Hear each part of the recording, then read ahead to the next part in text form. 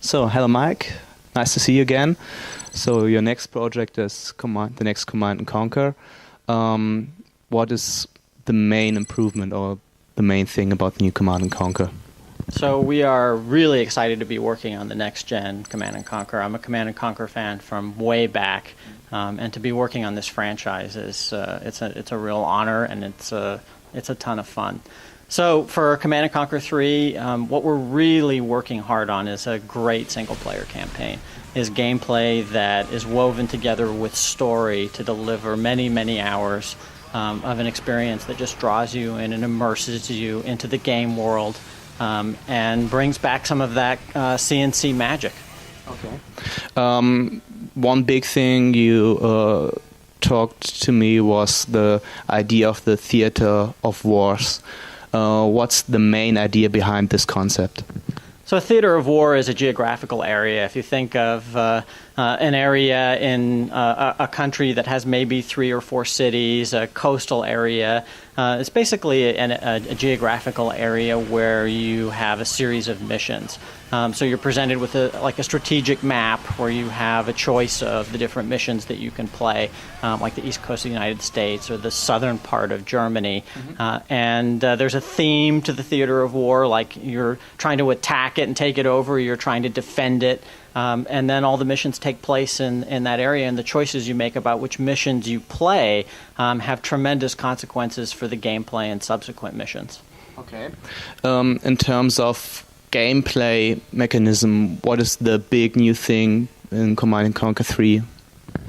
So it's new, and yet it's a return to the classic fundamentals of C&C. It's fast, fluid, and fun gameplay that has a very a unique Command and Conquer feel to it. So it's a nice blend of the old and the new, where we've taken what we've learned from the last 7 years of RTS games and advances in the genre and brought back the best of Command and Conquer and combined them, and everything from the way you interact with units, the way you customize your armies, the way we display information in the graphical user interface and allow you to control units, and the way we're integrating story with gameplay. Okay, and last question, what can you tell us about Kane? Will he come back?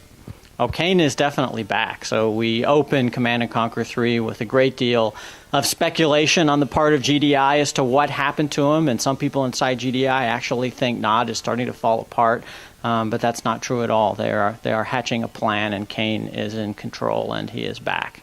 Okay, thanks a lot. My pleasure. Hi, Amir. So first question, would you please introduce yourself to our readers? What's your job in the Command & Conquer team? Of course. My name is Amir Jami, and I am the producer on Command & Conquer 3. Okay, as a producer, you get to see all the different elements of Command & Conquer 3. In this early stage of development, what is the thing that you're the most excited about? Like many people on the team, I'm really excited about Kane's return. You know, there's speculation as to whether Kane's alive or dead, and there has been since Tiberian Sun. So I'm very excited to be seeing him return. Okay, that's the excitement in terms of story. What's your biggest excitement in terms of gameplay?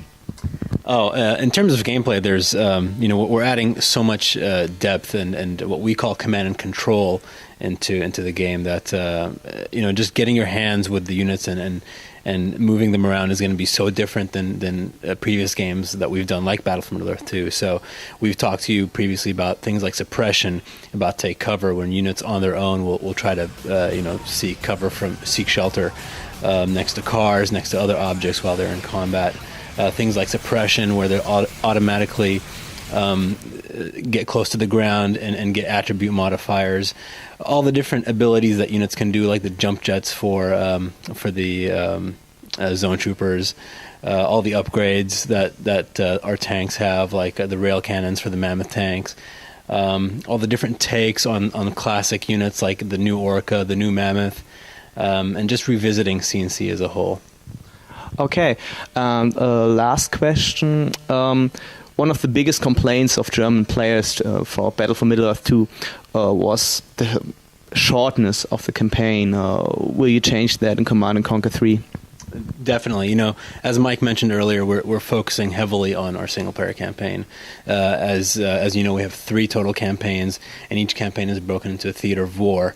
And I think the final number, although it's not nailed down, but it'll be something like 2 or 3-fold the number of missions that were in Battlefield Earth 2. So we're really focusing a lot of effort on not only the length of our single-player campaign, but also the quality of it.